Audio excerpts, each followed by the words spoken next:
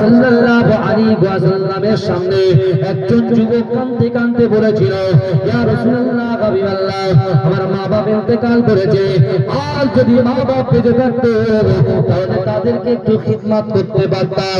আল্লাহ রাসূল বললেন, যুবক, তুমি কি তোমার মরা মা বাপকে খিদমত করতে যাও? ওই যুবকটা বলতে লাগলেন, ইয়া রাসূলুল্লাহ, হাবিবাল্লাহ, মরা পিতা মাতাকে খিদমত করা যায়। আল্লাহর রাসূল বললেন, ও যুবক, শোনো শোনো, মরা পিতা মাতাকে খিদমত করা যায়। আল্লাহর রাসূলকে বললেন, ইয়া রাসূলুল্লাহ, হাবিবাল্লাহ, কিভাবে খিদমত করব? মরা মা বাপকে কিভাবে খিদমত করব? ও মায়েরা, বোনেরা, আপনারা তো স্বামীর ভিটায় আছেন, আপনার বাপের ভিটায় বাপ কবরে শুয়ে আছে, আপনার মায়ের ভিটায় মা কবরে শুয়ে আছে, আপনি তো স্বামীর ভিটায় আছেন। কিন্তু না না না, কথাগুলো ভালো করে শুনে যান। আল্লাহর কোরআন বলছে, ফালা তাকুল্লাহুমা উফফি ওয়ালা তানাকারহুমা ওয়া কুল্লাহুমা কাওলান কারীমা। আল্লাহর কোরআন বলছে, বান্দা, তোমাদের আচার আচরণে, তোমাদের ব্যবহারে তোমাদের পিতা মাতা যেন উফ শব্দ না করে।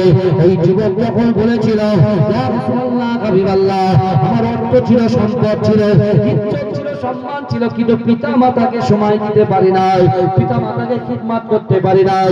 ইয়া রাসূলুল্লাহ, হাবিবাল্লাহ, সত্যি সত্যি মা বাপ যদি বেঁচে থাকতো আমি তাদেরকে খিদমত করতাম। আল্লাহর রাসূল বলছে, মরা পিতা মাতাকে খিদমত করলে বেঁচে থাকাকালীন যে সওয়াবটা আল্লাহ তোমার আমলনামায় দিত, ওই মৃত পিতা মাতাকে খিদমত করলে আল্লাহ পাক সেই সওয়াবটা তোমার আমলনামায় লিপিবদ্ধ করে দেবে। যদি বলেন না সুবহানাল্লাহ। কত সুন্দর কথা! এই সব কথা নেই, শুধু এসে বলছে লা ইলাহা ইল্লাল্লাহ মুহাম্মাদুর রাসূলুল্লাহ বলে দোয়া শেষ করা যাবে না, কিয়াম করা যাবে না, হ্যাঁ, কবর জিয়ারত করা যাবে না, বুঝতে পারছেন না, ছয় বেলাতে নামাজ পড়া যাবে না, কবর জিয়ারত করা, এই সব কথা, এই সব কথাগুলো বলবো না, মানুষগুলো এই কথা বলে না, এই কথা বলবে না, শুধু কাট মেরে পালাবে। বুঝতে পারছেন, যারা কোরআন হাদিস সম্পর্কে জ্ঞান রাখে না তাদের কাছে ফটফট ফটফট করে বলতে খুব ভালো লাগে, বুঝতে পারছেন। কিন্তু আমার বাবাজিরা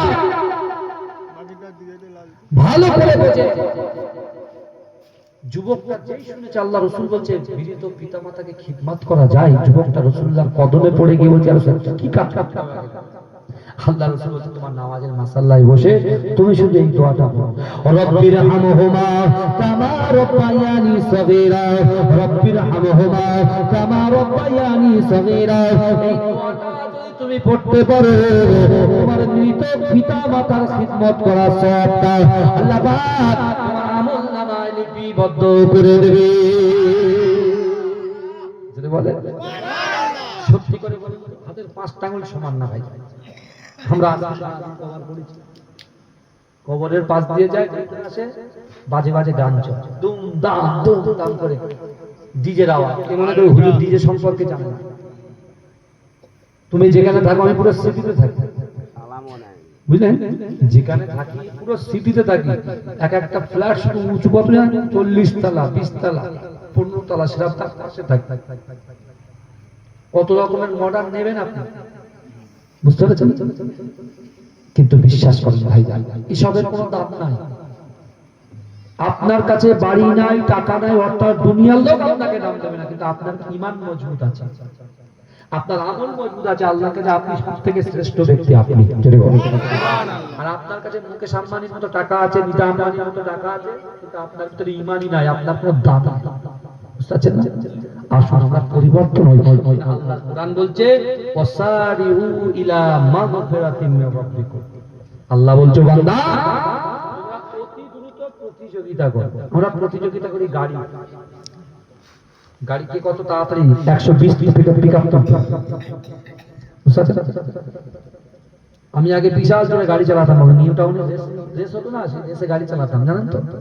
তা একদিন পড়ে গেছি, পড়ে গিয়ে এখান থেকে রক্ত ফিচকিরি দিয়ে উঠছে, এখান থেকে এই চশমা পড়েছিলাম, এখান থেকে ঢুকে গেছে। আব্বা পীর সাহেব, বুঝতে পারছেন, শুধু পীর সাহেবের ছেলে বলে দুমদাম মার পড়ে গেল। যেই ফেসটা থেকে এই হুজুরের ছেলে, কিচ্ছু বলা যাবে না, সব ধরে নিয়ে ডাক্তারখানায় নিয়ে গেছে। আর আমার পিছনে যেটা ছিল, একজন আর বাড়ি থেকে দুধ পান করাচ্ছে তাকে। আমি পীর সাহেবের ছেলে, আমার দুধ পান করে না, ও কোথাকার, ওকে দুধ পান করাচ্ছে। হ্যাঁ, আর আমার তো বেশি লেগেছে। তারপর থেকে আমার আব্বা বলে, যাও কি গাড়ি কিনে দেবো, নিনজা গাড়ি কিনে দেবো।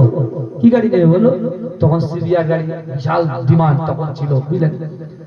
তারপর থেকে আল্লাহর কাছে তওবা করেছি আমি, আল্লাহ আর হবে না, এবারটা একটু বাঁচিয়ে যান, কারণ রক্ত যা বেরোচ্ছে, বেরিয়ে গেলে তো আমি শেষ।